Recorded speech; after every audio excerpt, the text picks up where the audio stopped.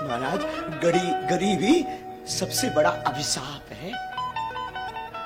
गरीबी से बड़ा कोई अभिशाप नहीं है। मैं व्यास पीठ से प्रार्थना करता हूं, गोविंद, किसी को कुछ बनाना या मत बनाना, पर किसी को गरीब मत बनाना। और आज भी हमारे भारत देश में हजारों लोग भूखे सोते हैं।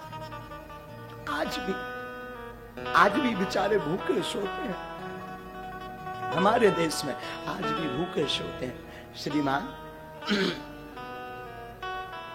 हमारा निजी अनुभव है, हम किसी की बात नहीं कहते, हमारा निजी अनुभव है कि जब 2 रुपया ना हो ना तो कोई पूछता नहीं है, और कोई उधार नहीं देता। इसलिए नहीं देता क्योंकि ये चुका नहीं पाएगा। बड़े लोगों को ही उधारी मिलती है, गरीबों का तो सिर्फ परमात्मा होता है।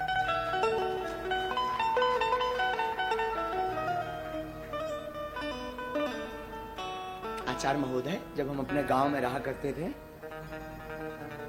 तो हम अपने गांव में भीख मांगते थे। 8 साल तक हमने भीख मांगी। और एक बार की घटना बहुत झंझोर थी, चूंकि पर वो रह नहीं पाते हम उसे कहे बिना।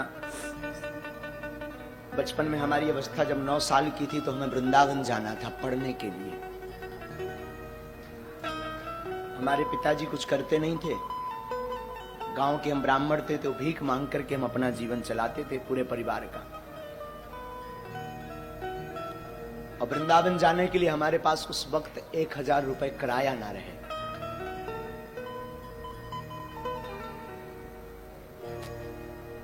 सच कहूं, लोग उस वक्त निमंत्रण कार्ड भी नहीं देते थे, क्योंकि ये आएगा तो फटे कपड़े पहन कर आएगा तो हमारी शोभा खराब हो जाएगी।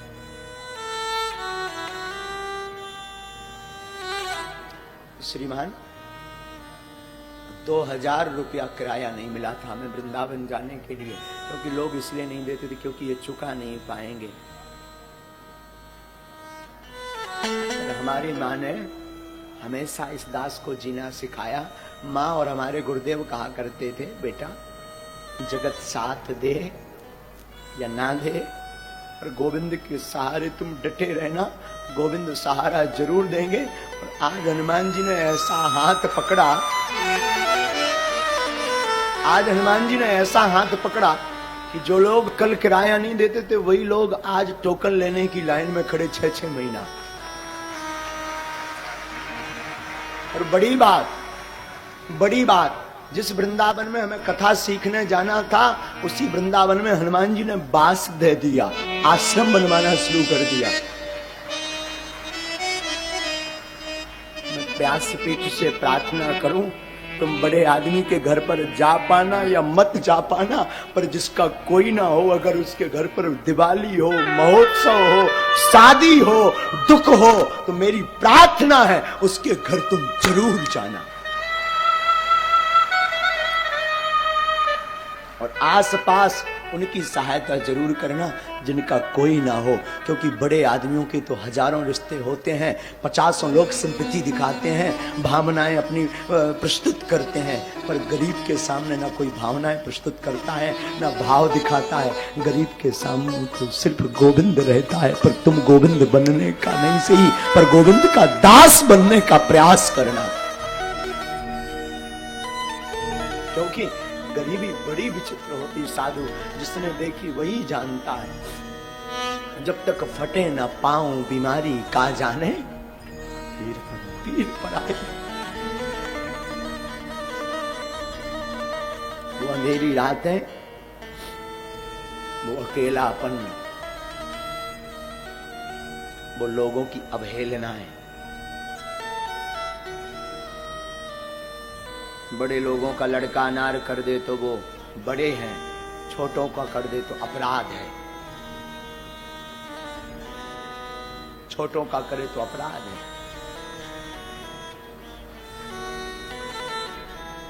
बड़े लोग फटे कपड़े पहने तो ये फैशन, गरीब पहने तो औकात। कि हमारे देश की दुर्दशा,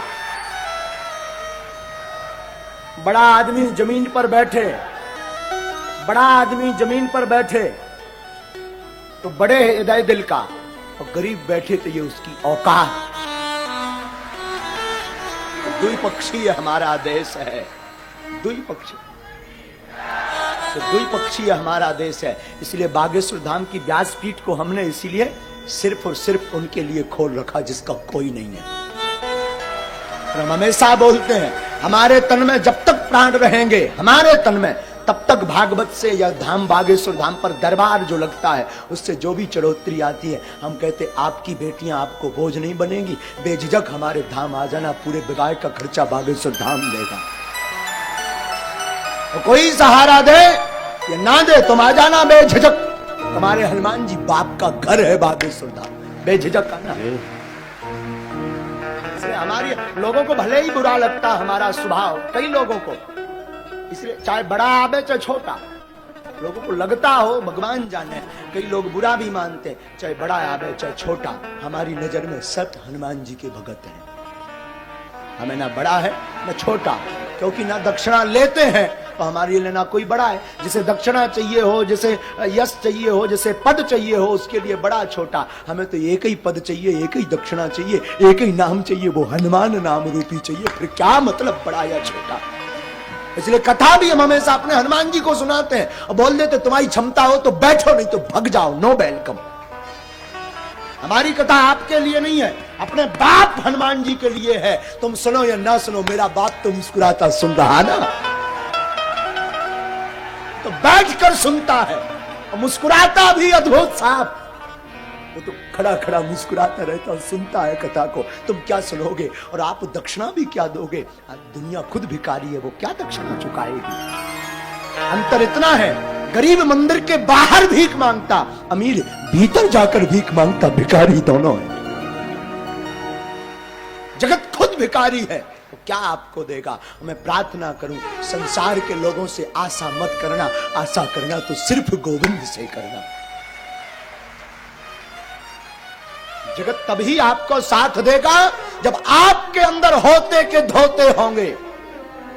कुछ नहीं होगा तो जगत साथ नहीं देगा, क्योंकि सब भिखारी हैं। अंतर इतना, कोई बाहर भीख मांगता लाज लज्जा छोड़कर, और कोई जो है पर्दा के अंदर भीख मांगता, भीख दोनों मांगते हैं।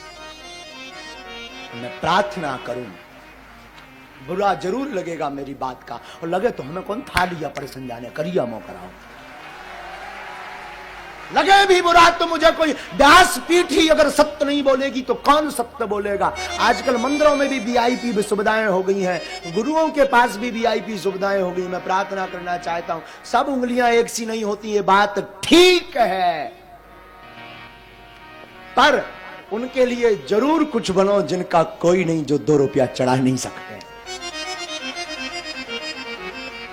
उनका जरूर बनो, उनका जरूर बनो। और एक घड़ी बड़े आदमी का, प्रतिष्ठित आदमी का आप निमता छोड़ देना, उसको सहयोग देना छोड़ देना, उसके साथ खड़े होना छोड़ देना। पर मैं प्रार्थना करूं, I request all of you, उस गरीब का साथ देना मत छोड़ना जिसका कोई ना हो।